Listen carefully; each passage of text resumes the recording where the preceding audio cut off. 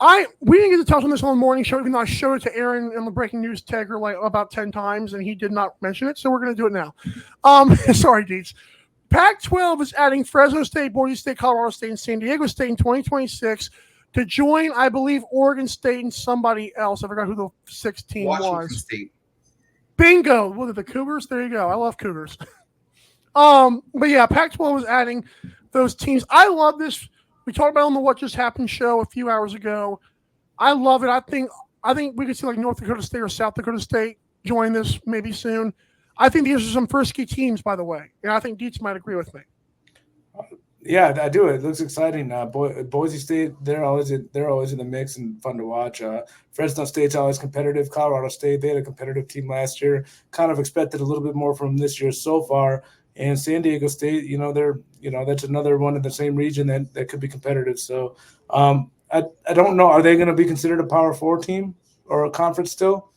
I'm pretty sure it's Power 5. I'm pretty sure they are, right, Sammy? Not with this lineup, no chance. I think we're trending more toward a Power 4. But I feel like this is a good buffer, like an in between from a group of 5 to the Power 4, I guess if you want to call it. Because you got some fun teams in there that could definitely make the playoffs and make some noise. And with NIL, you never know who's going to be competitive. So yeah, I'm happy that they're not going away and they'll be surviving. And these teams should make for some fun in-conference games for sure. So I kind of disagree with that. I'll be honest with you. I prefer there be 4 divisions, 4 conferences, whatever you want to call them. You have 4 automatic bids into the playoffs, and you have X amount of at-large bids, and they have to all play each other, right? Like there's a bunch of these small schools that want to go 12-0 against other small schools and then claim like, well, I deserve to be in the playoffs when they don't play anybody all year. And this is just a reboot of that to me. I'm not interested in Fresno State versus Colorado State. I'm not going to lie. Like, I don't care about this game. I don't care about this conference. The winner of this conference doesn't deserve any more playoff bid than the 4th best team in the SEC. And, to make headlines out of it just seems to me a little bit disingenuous. College football is great when the good teams play each other. Go ahead. No, you're good. Go for it. Also, do you think on long term, Sammy, this helps college football? I don't.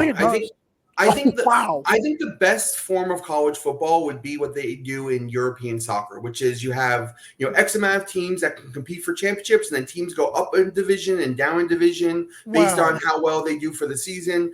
Put these teams in against other good schools and other good conferences. If they don't do well, put them down in a lower conference, let them then compete for a second-level championship and move back up to the big boys. I think that's a better form of college football overall. And that way the good teams play each other. We don't have, Alabama versus Alabama State every other week at home, minus 47. I want good games. I just want to watch good football. Well, that's unrealistic. I mean, Northern Illinois got paid $1.6 million to go beat Notre Dame, and that covered like 4 years of some of their expenses or something like that. Like there's politics behind that. The NCAA, they need those 47-point favorite games and all that kind of stuff. But I don't know if we kind of already have a little minor version of what you were just describing with FCS and FBS. Teams. I don't remember off the top of my head, but there's a couple teams that made the league. Georgia Southern has jumped to Sun Belt in the recent years, and I'm glad you mentioned that because I mentioned that today. Right, yeah. There's teams that go from FCS and like basically Division I and Division II, right, back and forth every year. But it's obviously on a lower scale that we don't really realize. But as somebody who enjoys action football, and I obviously with my bets, I enjoy diving into some Group of 5 type of games. I think this is exciting and interesting. Like on a lower scale than none of these teams are competing for title. We know that. There's teams in the Big Ten that are never competing. There's teams in the ACC that are never competing. There's teams in the SEC that are never competing. So, it's all about what you're looking for and out of your, I guess, college football experience, and having these guys get to play each other every week, and for us as gamblers, it gives us more to analyze and look at and enjoy the game that way. So, but realistically, the college football is always going to be the same 20-ish teams competing, and I don't see that changing no matter how you realign the conferences.